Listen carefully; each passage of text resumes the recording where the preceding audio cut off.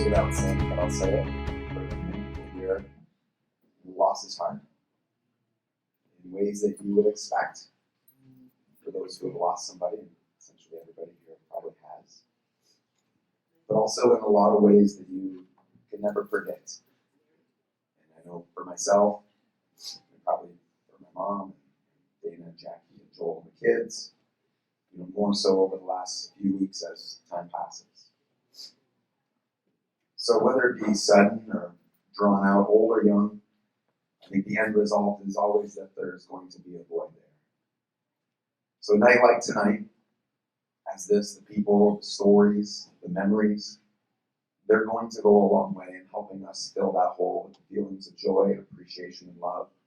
And as Joel said, our family will be forever grateful for each of you attending, participating, not just in Dad's celebration, but also as part of our healing process as a family. We've heard tonight how Dad impacted those around him. And I think if you just take a look around, I had an expectation that it was probably going to be busy tonight, and there was going to be a lot of people. I'm still not sure I expected this, so thank you everybody for being here tonight and coming out and just being an expression of what his life was. So what I want to share with you tonight, very briefly, is just a few lessons that he's taught me in hopes that his legacy can live in you and even in your families. So here's 10 lessons that I've learned from my dad's life. Number 1, work hard.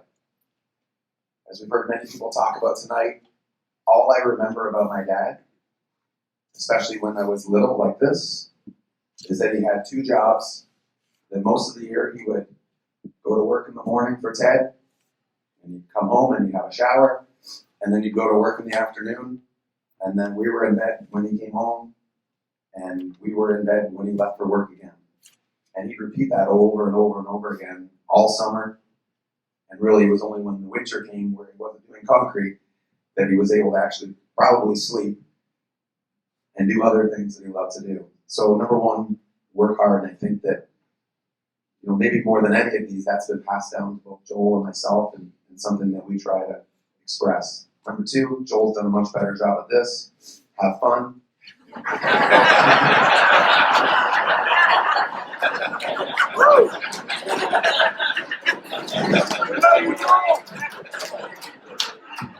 I think Joel really took this one to heart.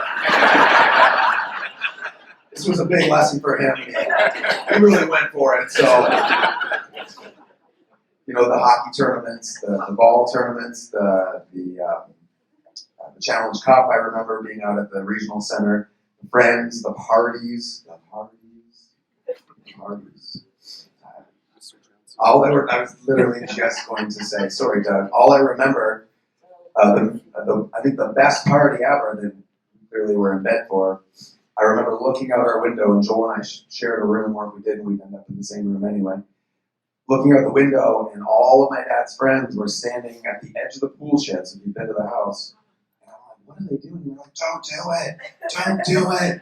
They're screaming and yelling, and I look up, and there's Doug on top of the pool shed. I'm gonna do it! I'm gonna jump! I'm gonna jump! And this was the shallow end, of course, into our house, so I can't remember if he jumped or not, but okay, that's good. Thanks, Doug. So number 2, have fun. Number 3, love. Now, this is something that I saw my dad really develop over time. And again, I don't know the exact stories of him as a child, but I did know my grandfather. Now, my grandmother, she was a lover. But I think that as time went on, he just got softer and softer and softer and softer. As a young child, I felt like my parents did an amazing job, but they were strict. There was lots of discipline there. And as time went on, he just got easier and easier and easier to manipulate. And it was fantastic. Really, I think Joel took most of the advantage of that. I was already gone to university, and Joel really, again, that goes back to number 2, the have fun. But I never wondered, if Dad loved us. And as a father and a husband, can only hope that my family feels the same way. Number 4 is that he cared. Anybody who's had an interaction with him knows that he knew your kids' names. He knew who they played hockey for, when their last game was. Heck, he probably knew their stats. And he shared it every Wednesday morning with Ziggy, the whole town. He showed an interest in your life. Whether he just met you or whether he had known you for the last 40 years, he truly cared about people. He listened. Dad wasn't a talker. Not a talker. Wasn't a talker. But he did listen. Now, Mom says it was selective. But I felt like he paid attention. And I know that because he made you feel heard. He would ask you again how the day went or how that workshop went or how the kids were doing in sports. He was a great listener. Maybe the one that has impacted me the most over the last couple weeks, I was talking actually with Diane, and she had commented on this about how humble he was. And I started to think about it. And Joel's extremely humble. And think about how little he talks about himself.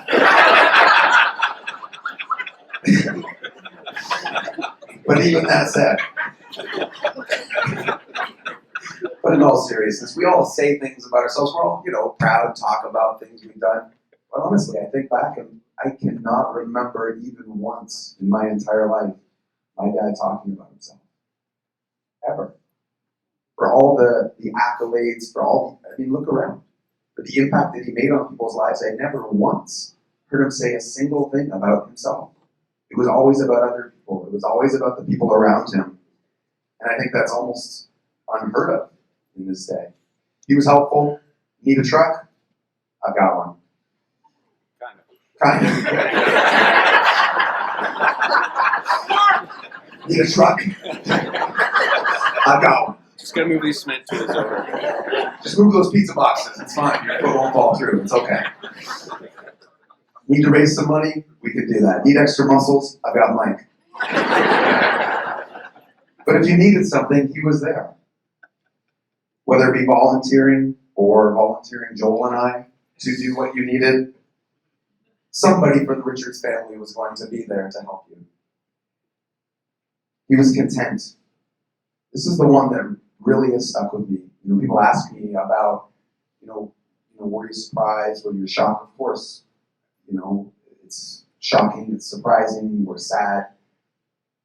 But honestly, I think my dad was the most content person that I've ever met. I have dreams of, changing the world. Joel has dreams of, helping millions of people. We have these aspirations, as do many people. And it's not to say he probably didn't have aspirations, but he was living them.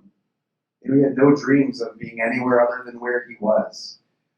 Playing hockey twice a week, golfing 5/7 times a week, drinking every Wednesday with his buddies, hanging with his grandkids, going on Thursday grocery runs with Mom.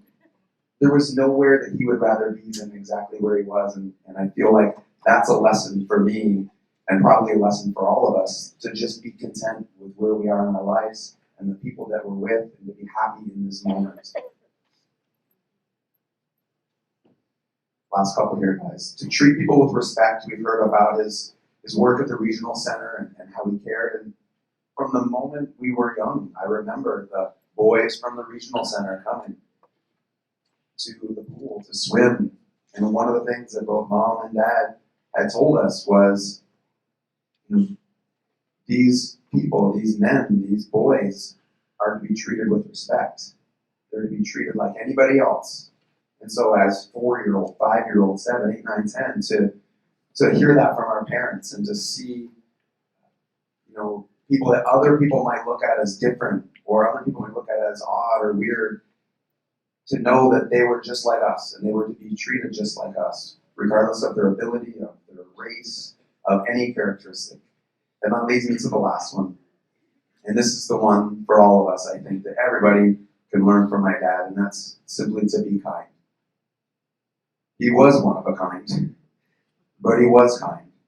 He honestly was one of the sweetest people that I think you could know. You know, he was the first to cry at every wedding. He was happy to give you a hug if he knew you or didn't know you. And he was simply a big teddy bear to everybody. So these are the lessons that will forever be a part of our life. I hope you'll take them for yourself. I know that my dad would forever appreciate that. And on behalf of our family, my mom, Joel, Jackie, Damon, kids, And Mike.